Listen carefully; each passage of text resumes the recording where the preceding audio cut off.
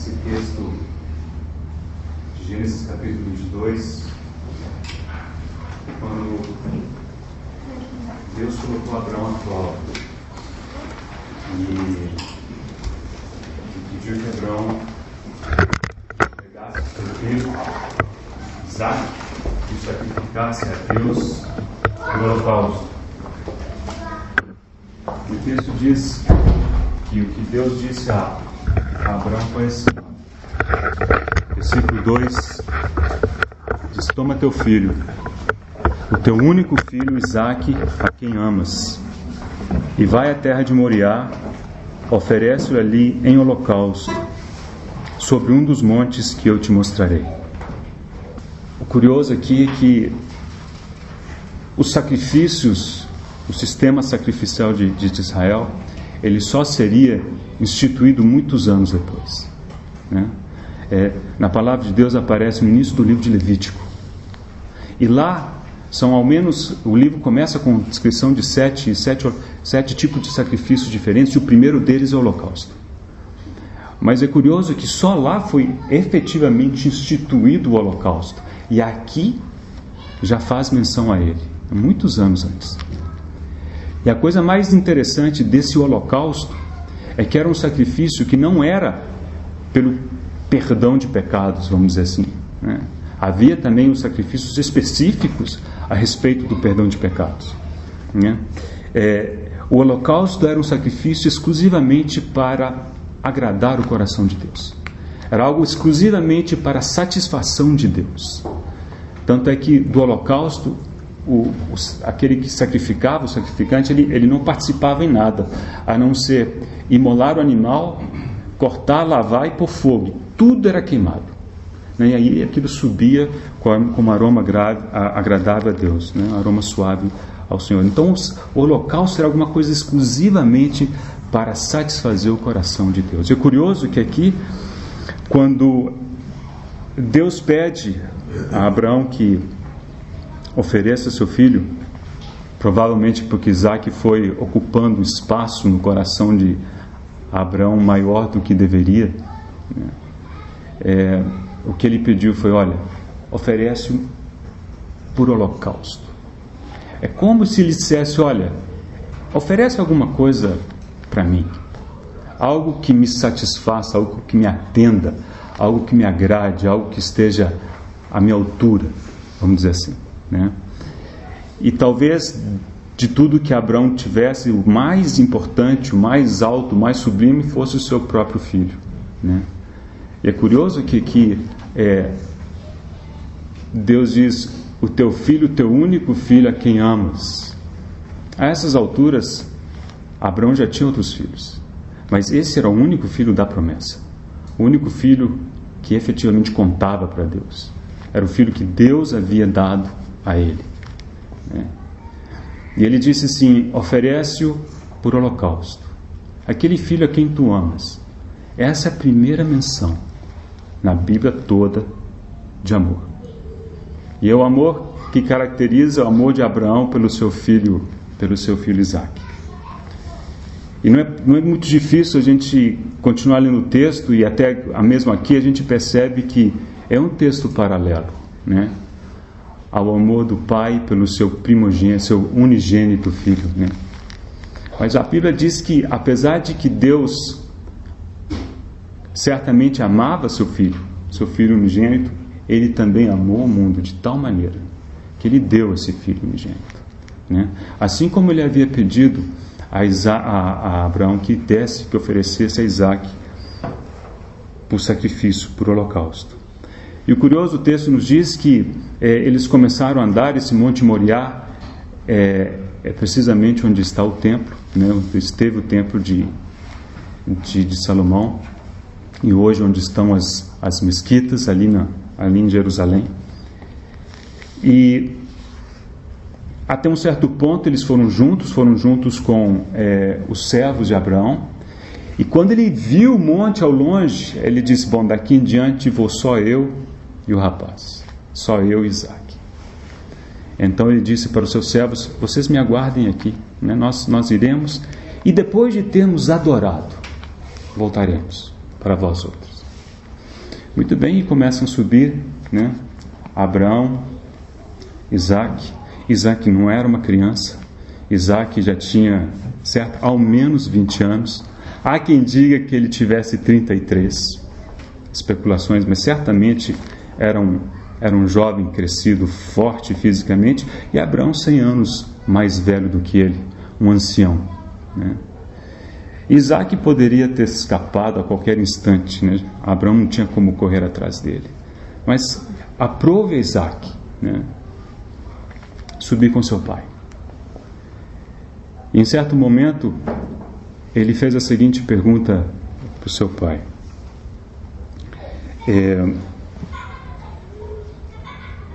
Versículo 7 fala assim: Isaac disse a Abraão seu pai: meu pai. Respondeu Abraão: eis-me aqui, meu filho. Perguntou-lhe Isaac: eis o fogo e a lenha, mas onde está o cordeiro para o holocausto? Onde está aquele sacrifício para agradar o coração de Deus? Né? Eu acho que ele começou a desconfiar de que talvez fosse ele, né? Mas o fato é que ele fez uma pergunta honesta. E estava claro no coração dele de que o sacrifício era holocausto, era algo para agradar a Deus. E a resposta de Abraão foi: Deus proverá para si, meu filho, o cordeiro para o holocausto. Irmãos, aqui nós temos um princípio que diante da mesa do Senhor nós não podemos jamais esquecer. Que a única coisa que pode agradar ao coração de Deus, atender às expectativas de Deus, algo que sirva como holocausto para Deus, só pode ser alguma coisa que o próprio Deus providencie. Deus proverá para si um holocausto, um cordeiro para o holocausto. Nós não temos como prover qualquer tipo de sacrifício que agrade ao coração de Deus. Nós não temos como fornecer para Deus alguma coisa à altura dele, alguma coisa que Deus possa olhar e ficar verdadeiramente satisfeito. Por isso que nós nos aproximamos, né? E talvez como Isaac naquele momento a gente olhe para o lado e fala assim: o que a gente tem para oferecer a Deus por holocausto? Algo que seja realmente da qualidade de Deus, um Deus justo, um Deus santo. E aí nós precisamos lembrar desse princípio: Deus proverá para si.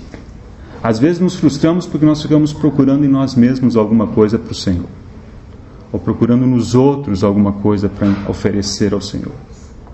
Mas Deus proverá para si é um princípio que nós não podemos jamais esquecer, né? E quando o Senhor começou seu ministério sobre a terra, então os irmãos lembram que João Batista, ao vê-lo, ele disse: eis o Cordeiro de Deus que tira o pecado do mundo. Essa pergunta feita por Isaac, né? Onde está o cordeiro para o holocausto? Ficou 1500 anos sem uma resposta verdadeira. Eles tiveram uma resposta tipológica naquele momento, porque os irmãos lembram que, de fato, quando Abraão esteve para oferecer Isaac para o sacrifício, o anjo do Senhor disse: olha, não estendas a mão, rapaz, né? Não lhe faças mal, porque agora sei que temes a Deus e não me negaste. Olha só, não me negaste, olha quem estava falando, o teu único filho.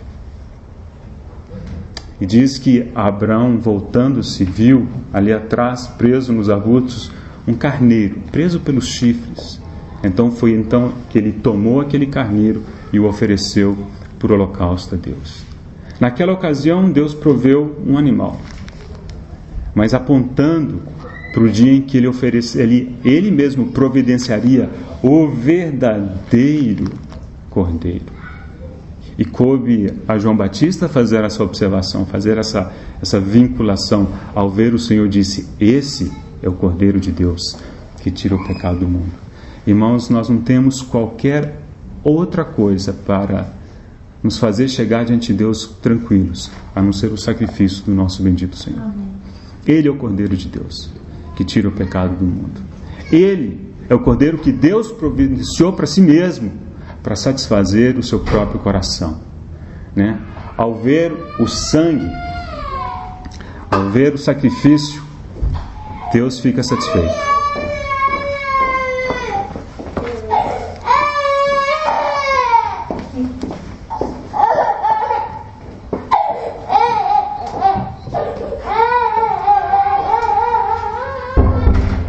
E Ele fica satisfeito, irmãos, porque não tem nada a ver conosco. Ele fica satisfeito porque foi Ele que proveu para si mesmo. E essa é a nossa confiança. Essa é a nossa confiança. E não pode ser outra. Nós não podemos chegar diante da mesa do Senhor pensando em outras questões, ou achando isto ou aquilo, pensando ou concentrando-nos na nossa pequenez, sequer pedindo a Deus que nos ajude nessa hora. Não é isso. É lembrarmos do Senhor. Ele é o Cordeiro de Deus, que tira o pecado do mundo, mas antes disso, lembre-se, antes de ser o Cordeiro de Deus que tira o pecado do mundo, é o Cordeiro de Deus que Deus proveu por holocausto. Primeiramente, para satisfazer o coração do Pai. Nós viemos depois disso. E é por isso que essa mesa o Senhor preparou para todos aqueles que reconhecem que Ele é o Cordeiro de Deus que tira o pecado do mundo. Ele é aquele que foi imolado, morto por nós.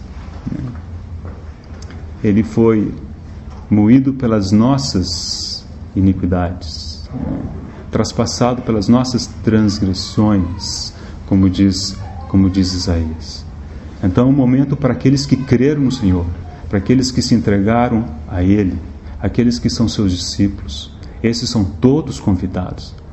Ah, mas eu não estou bem hoje. Essa mesa não é para quem está bem hoje. Essa mesa é a mesa do Senhor.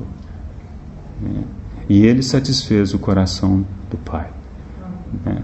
Então, é nessa confiança que nós participamos. É com essa alegria que nós participamos. É com esse reconhecimento que participamos. É o nosso Senhor. Ele satisfez inteiramente o coração de Deus. E assim como Isaac se deixou amarrar e colocar sobre a lenha, assim também o nosso Senhor se deixou crucificar. Ou não será que Ele disse: olha, se eu quisesse, eu clamaria meu Pai e Ele me mandaria legiões de anjos. Ele podia escapar. Ele optou por não. Mas, ao contrário do que aconteceu com Isaac, que Deus, pela sua misericórdia e graça, o poupou, porque ele estava simplesmente provando Abraão, ele não poupou o seu próprio filho. Paulo diz isso em Romanos. Aquele que não poupou o seu próprio filho, porventura não nos dará graciosamente com ele todas as coisas. Ele não poupou seu filho. Ele poupou Isaac, mas não pouparia seu filho. Sabem por quê, irmãos? Porque se ele poupasse seu filho, nós para sempre seríamos uma raça perdida. Não tem qualquer esperança em nós a parte do Senhor. Mas no Senhor nós temos toda a esperança, porque é alguma coisa que já foi realizada concretamente por nós. Então, num momento como esse, apesar de tantas distrações, como precisamos permitir que o Senhor nos cative e nos torne completamente para Ele, e possamos nos voltar inteiramente para o Senhor nessa hora, lembrando que Ele satisfez o coração do Pai. E é nessa satisfação que nós temos plena confiança. Já não depende de nós, não é porque nós sejamos melhor do que outros, porque não somos mesmo, mas é porque o nosso Senhor é o único Senhor. Senhor, nós te damos graças nessa noite, porque lembramos que o Senhor morreu por nós. Lembramos que o Senhor se entregou voluntariamente por nós. E, ó Deus, o Senhor não poupou o teu único filho, aquele a que o Senhor tanto ama, mas o Senhor o deu por todos nós. Senhor, nós te bendizemos, porque um dia o Senhor nos incluiu nesse sacrifício, e nós assim participamos com alegria, e te louvamos em adoração nessa noite, em nome de Jesus. Amém.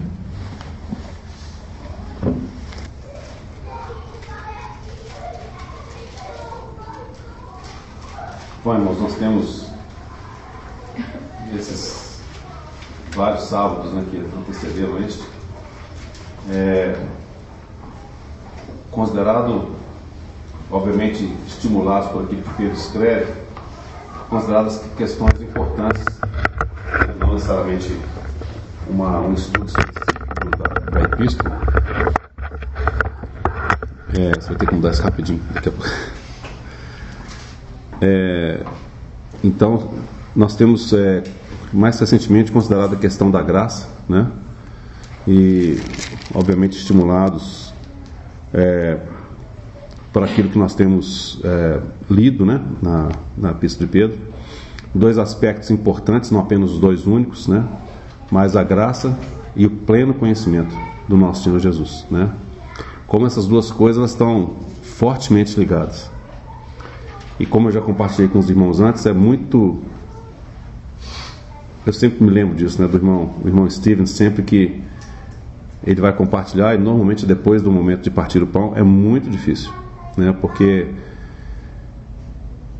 de fato esse momento, né, de estarmos à mesa com o Senhor, né, a mesa é dele, ele que nos convida, é um momento muito precioso e tem que se tornar cada vez mais precioso. Tem que se tornar cada vez mais central na nossa vida. Muitas vezes nós estamos com expectativa de palavra, né? Que o que realmente é muito importante, a palavra realmente ela edifica, né? O ministério da palavra ele é fundamental para equipar os santos, para nós sermos equipados, mas há um momento do qual nós acabamos de participar que muitas vezes nós não damos o valor necessário, o valor real que tem. Quando nós fomos chamados, encontrados pelo Senhor, onde nós estávamos, porque o Senhor nos achou onde nós estávamos, não é isso? Da mesma forma que Zaqueu estava naquela árvore, o Senhor olha para cima e fala: Zaqueu, desce depressa. O Senhor encontrou Zaqueu, como o Senhor encontrou tantos outros, né? Que nós lemos, nós até estudamos sobre isso. O Senhor nos achou. A gente pode até achar que não, né? Eu estava bem aqui, né? Como é que o Senhor me achou? Mas o Senhor te encontrou. E o encontro do Senhor com você foi exatamente quando Ele te alcançou no seu coração e que te conquistou. E isso é alguma coisa muito grande. Muitas vezes nós perdemos a dimensão por muitas coisas que desviam o nosso olhar, desviam a nossa atenção. Mas eu queria mais uma vez encorajar-nos mutuamente a considerarmos esse momento do qual nós participamos como sendo o momento mais importante. Eu não sei o que o Senhor tem preparado para nós hoje à noite. É como se o partir do pão não bastasse. Mas nós deveríamos ter em nós a percepção e a sensação de saciedade se nós apenas, entre aspas, ou apenas participarmos do partir do pão. Estarmos aos pés do Senhor, estarmos na presença dEle, é o suficiente, irmãos. Nada se compara a isso. Nada nesse mundo. Então, assim, se eu pudesse, e não sei se eu conseguiria fazê-lo de maneira adequada, chamar a atenção, a nossa atenção, não é puxar a orelha, não, chamar a atenção, né? Encorajar a que toda vez que nós partirmos o pão, de fato considerarmos esse momento como um momento mais precioso. Então, se nós terminássemos aqui, não sei se esse é o propósito do Senhor, você estaria satisfeito? Já íamos para casa diferente quando chegamos. Essa pergunta é uma pergunta importante. Você estaria satisfeito? A presença do Senhor é que deve nos satisfazer. Estarmos diante dele, isso deve nos satisfazer completamente, não é? Então, sim, é só encorajamento. E o outro ponto importante é quando estamos juntos, que a palavra de Deus nos fala que um tem, o outro tem, o outro tem, o outro tem. Nem isso fala lá em Coríntios? Então essa é a nossa expectativa, né, de que de fato o Senhor Ele possa usar, né, cada um de nós, aquilo que o Senhor falou no seu coração essa semana, aquilo que Ele tem te encorajado. Talvez você ache que é muito pouco, né? Talvez você ache que não é suficiente. Então, lembre-se sempre daquele garotinho, né, que foi, eu acho que foi um rapazinho, né, que foi encontrado com 5 pães, os 2 peixinhos, não é isso? E o Senhor, Ele é capaz de transformar 5 pães e 2 peixinhos em alimento suficiente para uma multidão. Então, não despreze aquilo que o Senhor te deu. Não coloque de lado. Não ache que é pouco. Que tudo aquilo que vem das mãos do Senhor é muito precioso. Você e eu não sabemos a dimensão. Nós não sabemos medir. Então é um encorajamento para os irmãos e irmãs que estão aqui conosco hoje. Né? Se o Senhor realmente colocou alguma coisa no seu coração, você possa sentir a liberdade, né, de abrir o seu coração. Pode ser 2 palavras, 1 palavra, e pode não ser nada. Não é? Nós não temos a obrigação, não é verdade? Nós não temos a obrigação de ter um roteiro pré-estabelecido. Nós temos que confiar que o Senhor é que nos conduz. Nós temos que confiar de fato que o Espírito Santo é quem dá a direção. E essa tem que ser a nossa dependência. Né? Nós temos que andar segundo as pisadas do rebanho. As pisadas do rebanho do Senhor, daquela maneira como Ele deseja conduzir. Nós temos que seguir de fato aquilo que o Espírito Santo, onde Ele nos conduz. Então, se fosse para terminar agora, ia ficar faltando alguma coisa? Os irmãos estão entendendo? Então, não estou dizendo para terminar agora de maneira nenhuma, não. Eu tenho expectativa que os irmãos possam e as irmãs possam trazer algo daquilo que o Senhor tem falado aos seus corações. Então, era só essa palavrinha de encorajamento, né, que nós possamos de fato, só possa ganhar cada vez mais no nosso coração. O grande privilégio. Eu me lembro certa vez, e já estou terminando, que um irmão ele compartilhou logo antes do Partir do Pão, e ele usou o seguinte exemplo. No nosso caso aqui, não sei se funciona muito bem, porque infelizmente a nossa consideração por autoridades superiores talvez não seja lá muito grande, infelizmente, né? Mas nós devemos respeitar, devemos honrar. Mas ele deu o seguinte exemplo. Vamos supor que de fato você e eu, nós fôssemos convidados para poder de fato jantar. Vou colocar o exemplo aqui com a rainha da Inglaterra. Certo? Você recebeu o convite e você vai comparecer para participar de um banquete com a rainha da Inglaterra. Como é que você se prepararia? Né? As mulheres talvez pensassem, que roupa que eu vou, né? Como é que eu vou me vestir, como é que eu devo me portar, que tipo de ação que eu devo tomar, como é que eu devo cumprimentar, o que eu devo falar, o que eu não devo falar. Mas certamente, eu suponho, né, que o seu coração, o meu coração estaria bastante agitado com um momento tão especial como esse, né, de estar ali diante da rainha da Inglaterra, né, no palácio de Buckingham, talvez, né, participando de uma ceia com ela, né, de um banquete com ela. Certamente os irmãos estão entendendo onde é que eu estou querendo chegar. Nós estamos aqui diante do Rei do Universo, mas parece que isso fica tão lugar comum para a gente usa com tanta frequência que nós realmente não nos damos conta da grandeza e da realidade que isso representa. O Senhor disse que quando 2 ou 3 estiverem reunidos em meu nome, eu estarei ali no meio deles. E mais ainda, quando Ele entregou esses elementos na noite em que Ele foi traído, Ele instituiu algo muito precioso. E essa deve ser a nossa atitude. E se você estivesse diante da rainha da Inglaterra, num banquete como esse, o que você faria? O que você falaria com ela? Já pensaram nisso? E nós estamos diante de alguém que é muito maior do que a rainha da Inglaterra. É o nosso Senhor. Então, irmãos, quando nós participarmos, que realmente só possa encher nosso coração e nos dar a dimensão do que significa isso, tão precioso que é esse grande privilégio, o grande privilégio que nós temos de poder lembrar do Senhor, de lembrarmos dele, daquilo que Ele fez por nós, e estarmos à mesa com Ele. De fato, a mesa é do Senhor, não é de ninguém. a não ser dele mesmo. E ele, pelo seu grande amor, pela sua grande misericórdia, nos convida. Convidou você e a mim. Nós que não éramos nada. Nós não somos nada mesmo, né? Mas o Senhor, pela sua misericórdia, Ele nos resgatou. Ele nos justificou. Ele está no processo de santificação, não é isso? Nós temos que estudar também.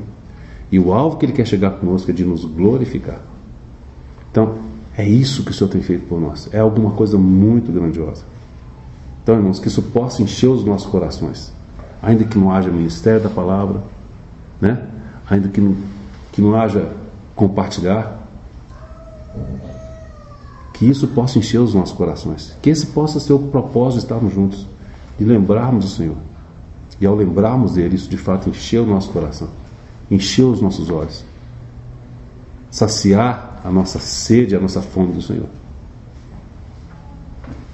De maneira nenhuma isso é para poder encerrar as palavras de ninguém. Então, irmão, pode mover seu gravadorzinho aqui. A palavra está com os irmãos e irmãs, conforme o Senhor conduziu. Por favor.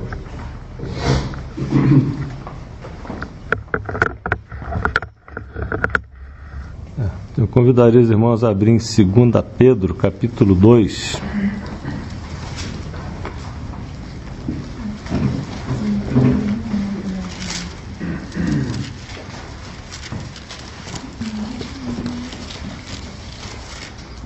Segunda Pedro, capítulo 2.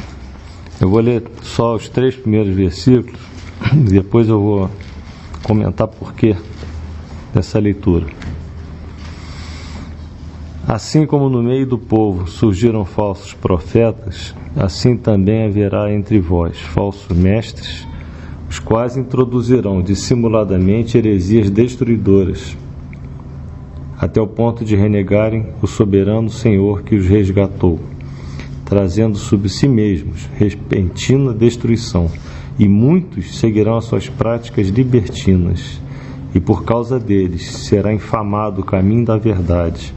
Também, movidos por avareza, farão comércio de vós com palavras fictícias. Para eles o juízo lavrado a longo tempo não tarda, e a sua destruição não dorme. Eu tenho, assim como muitos irmãos também, no Facebook, né? A gente se relaciona com irmãos no Facebook, por e-mail e tudo. E eu tenho percebido alguns irmãos, e não é irmão ignorante não, é irmão que conhece muito a palavra, muito estudioso da palavra, e alguns que eu conheço pessoalmente, outros não. E você vê o que está acontecendo hoje. Às vezes esses irmãos são levados a concordarem com práticas aparentemente boas que estão sendo conduzidas no cristianismo, no meio cristão, dito evangélico, ou protestante, ou reformado, ou até católico, e nós sabemos que essa história de ecumenismo está tomando uma força muito grande. Irmãos, a verdade é uma só. É isso que eu queria chegar ao ponto aqui, porque eu não posso me falar muito para não me perder, né?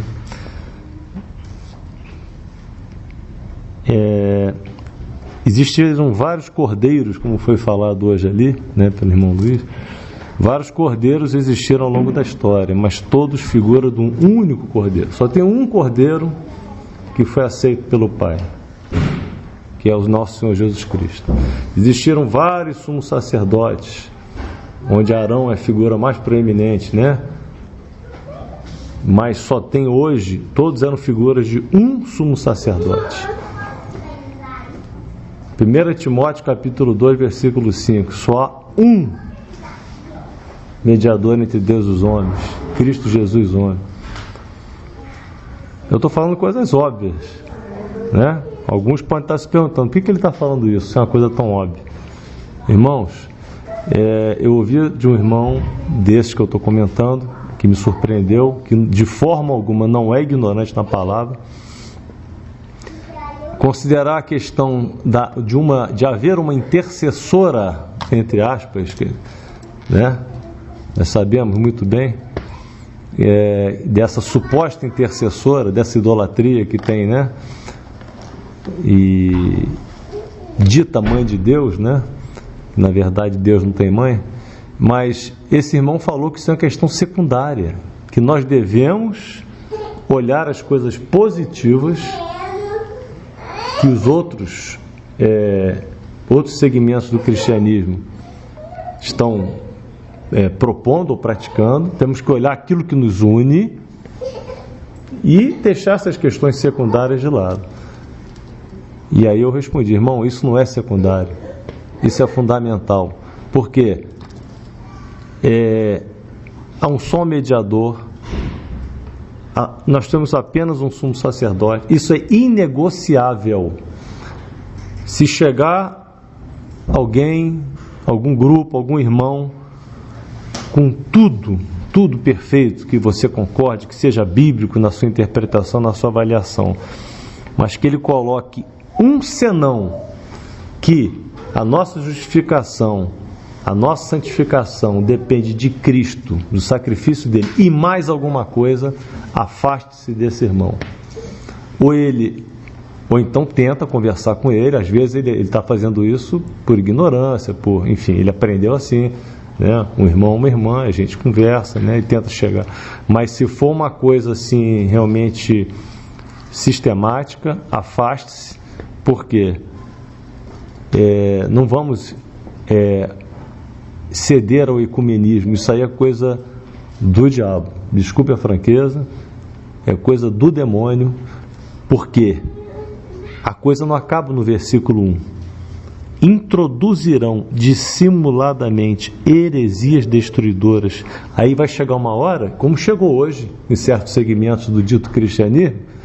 Nós temos hoje, né, não preciso citar nomes não, né, mas nós temos segmentos do dito cristianismo hoje, da cristandade, que renegaram o soberano Senhor que os resgatou. Jesus Cristo hoje ou é uma criança no colo da mãe, ou é um derrotado na cruz, ou é uma estátua morta colocada atrás de uma redoma de vidro. Onde é que está aquela imagem do Senhor Jesus exaltado, visto por João em Apocalipse, visto por Ezequiel, visto por tantos? Onde é que está aquele visto por Estevão na hora do apedrejamento?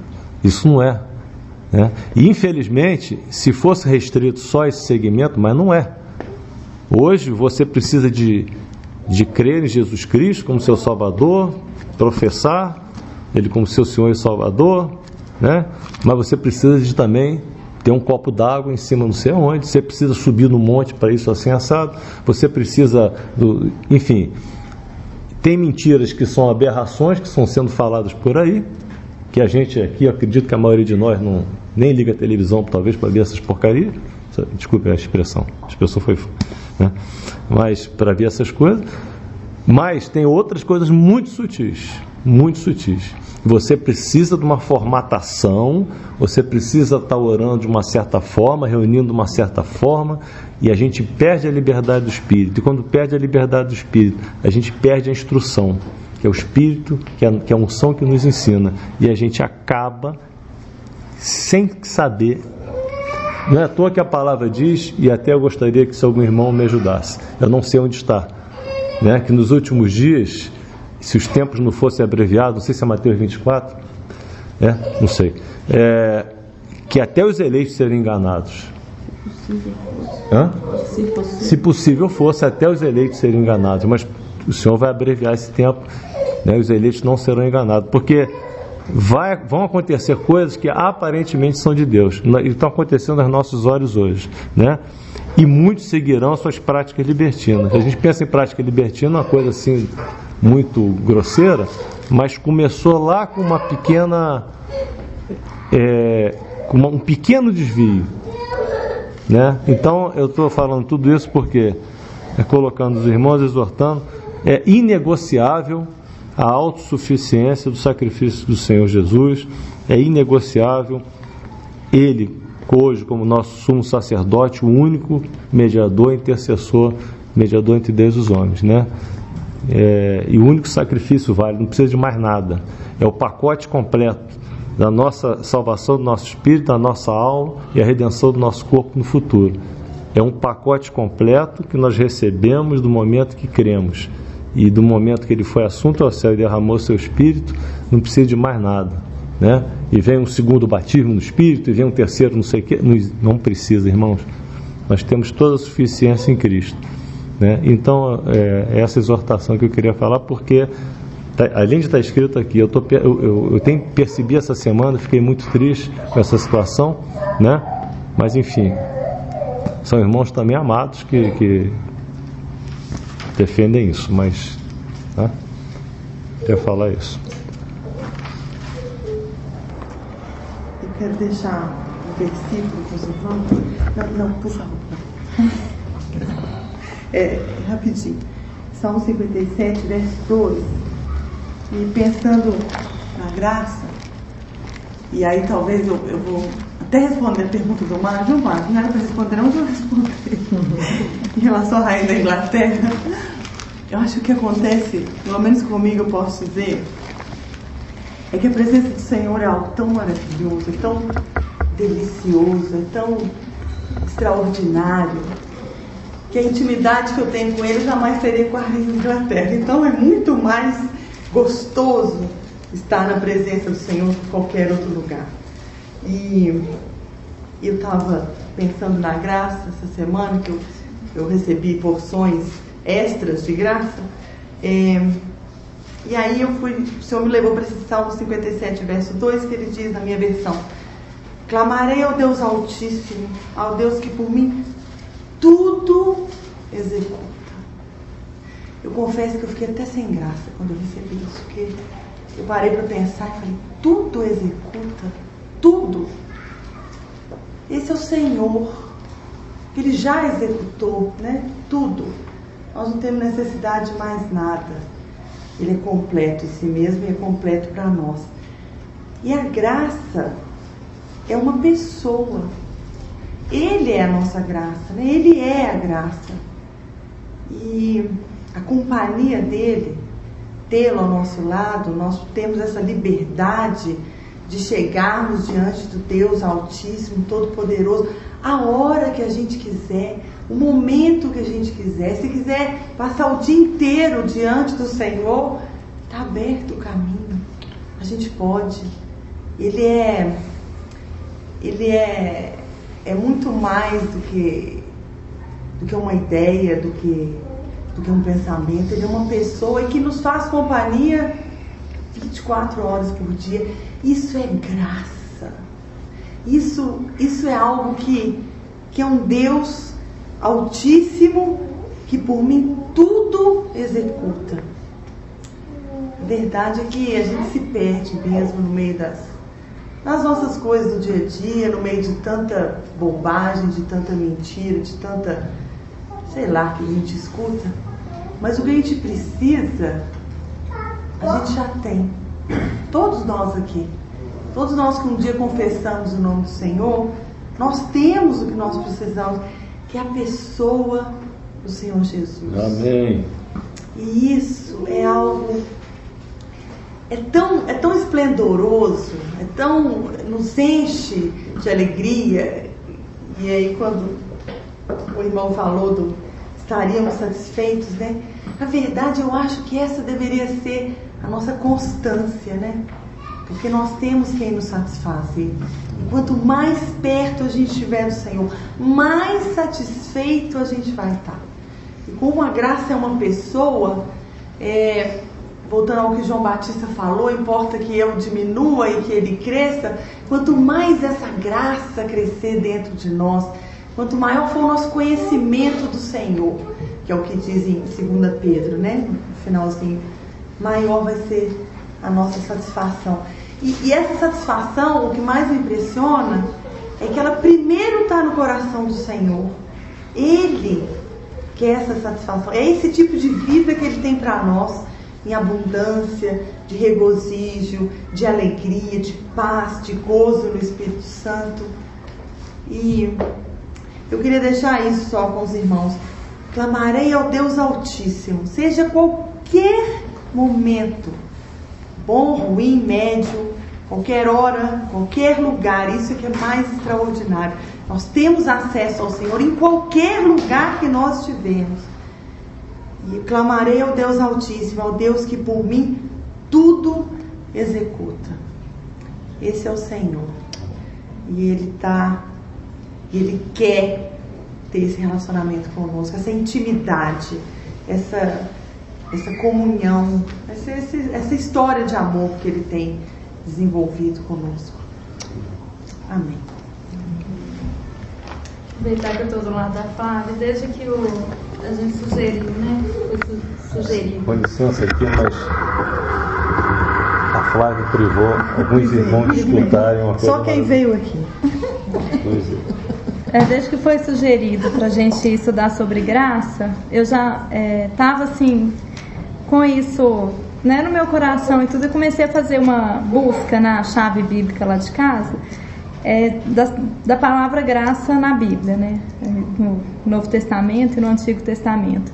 E aí, né, a gente já teve algumas reuniões e tudo, e foi impressionante como que a gente precisa conhecer a graça de Deus, né?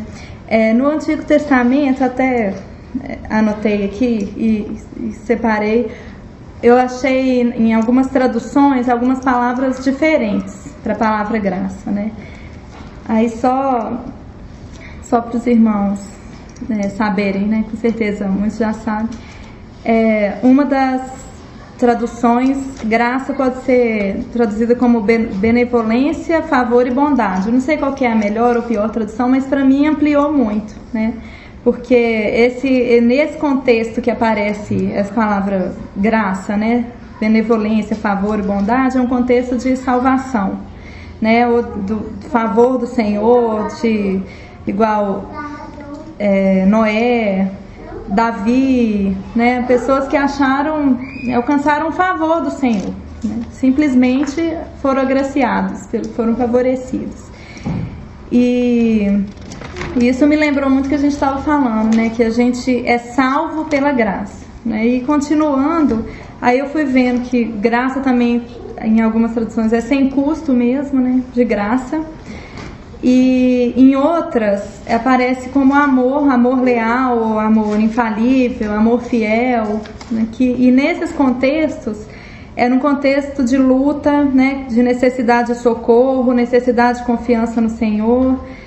E aí me lembrou que foi falado também da graça para a nossa caminhada, né? Então a gente vê nesse sentido, nessa hora do desespero mesmo, né? Que a gente não sabe o que clamar e a graça que nos socorre. E fala também que em Zacarias, fala que é uma bênção ordenada pelo Senhor, né? Então tudo isso é graça. Então me ampliou muito, assim, né? A graça, por isso que fala que a tua graça é melhor que a vida, né? Que a graça basta. A graça para a nossa salvação, para a nossa caminhada, para a hora do desespero. No Novo Testamento aparece muito também como aquela graça que capacita para o serviço. Então, como que a gente precisa da graça de Deus? E outra coisa que me chamou a atenção é quando fala em João que a graça e a verdade vieram por Jesus Cristo, que a Pauline até sabe esse versículo, né? E ele trouxe a graça e a verdade, e como em Pedro fala, né, para a gente crescer na graça e no conhecimento, o conhecimento do que? Da verdade, né? Conhecereis a verdade e a verdade nos libertará. Então a gente só pode ter acesso à graça porque o Senhor veio, né? Então, mais uma vez, o Senhor é tudo que a gente precisa. Porque ele veio, a gente pode receber graça e a gente pode conhecer a verdade, né? E com isso ser liberto. E outra coisa que foi me chamando a atenção também, que quando chega em Hebreus, a palavra fala para a gente não se privar da graça de Deus, para a gente não se privar dessa graça. Eu acho que é Hebreus 12.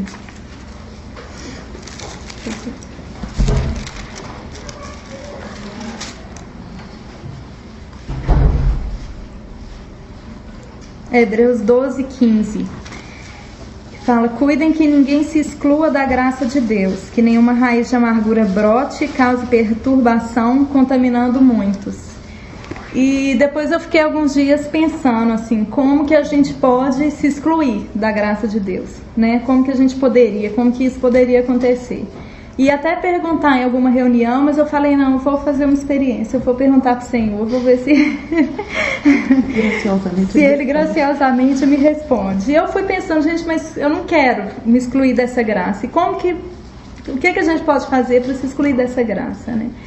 E eu estava lendo, né, a vida de alguns reis no livro de Reis e Crônicas, e a vida de um rei me chamou muita atenção, que é o rei Asa.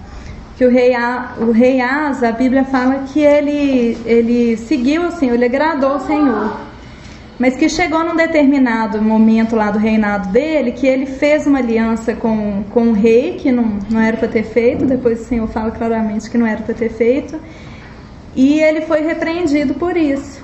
Aí quando ele foi repreendido por um profeta, ele ficou bravo e mandou prender o profeta.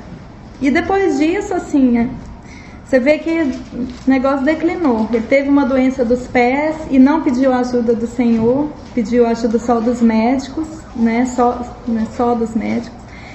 E terminou assim. E isso me chamou muita atenção, né? Porque o rei, se eu não me engano, foi o pai dele. Eu não anotei aqui. Mas, se eu não me engano, o rei anterior, que foi o pai dele, tinha tido uma história que era o contrário. Ele não tinha agradado o Senhor, e quando ele foi repreendido, ele se humilhou e chegou e falou assim: o Senhor é justo. O Senhor decretou uma sentença lá para ele, e ele falou: o Senhor é justo. E o Senhor mudou a sorte dele. Ou seja, ele começou mal, foi repreendido, reconheceu a justiça de Deus e se voltou para o Senhor e foi favorecido, assim, foi poupado pelo Senhor. E o rei Asa, ao contrário, ele começou bem, pisou na bola, recebeu uma repreensão e fechou, não aceitou, né? Isso. Então isso me veio assim, muito a questão de se excluir da graça de Deus, né? Como que a gente pode se excluir da graça de Deus? Agarrando na nossa justiça, talvez, né? Na nossa justiça própria, e não nos humilhando diante de Deus, não reconhecendo o óbvio, né? Que o Senhor está sempre certo, e que a gente quase sempre, ou muitas vezes, ou sempre, precisa de arrependimento. Então isso me chamou a atenção, para a gente não se excluir da graça de Deus e a gente falar, né? O Senhor sabe, o Senhor é justo, e andar na presença dele, né? Não baseado na nossa justiça. Eu penso que antes da graça, nós estamos muito focados, já deve ter uns 2 meses já, falando sobre o livro de Pedro, sobre a graça. Eu acho que ela vai vir da nossa fé, desse dom que o Senhor vai dar para nós. Primeiro a nossa salvação e posteriormente a fé. E essa fé vem ela tem que ser aprovada mais do que o próprio ouro perecível em fogo, né? Para que isso lá em próprio Pedro 1:7 chega e diz isso. Para que daí, sendo aprovado, nós sendo aprovados nessa fé, nesse dom que o Senhor chega a nos dar, naturalmente, pelo dom também do Senhor, essas graças irão vir, irão acontecer sistematicamente a todo momento, a toda hora, esses livramentos, que isso acontece no dia a dia. Isso eu tenho testemunho em mim mesmo e outros irmãos que a gente congrega. Amém. Mas a graça, ela é uma consequência desse dom precioso que Deus nos deu, que é a fé, após a nossa salvação, também que é de graça. Pela graça, amém.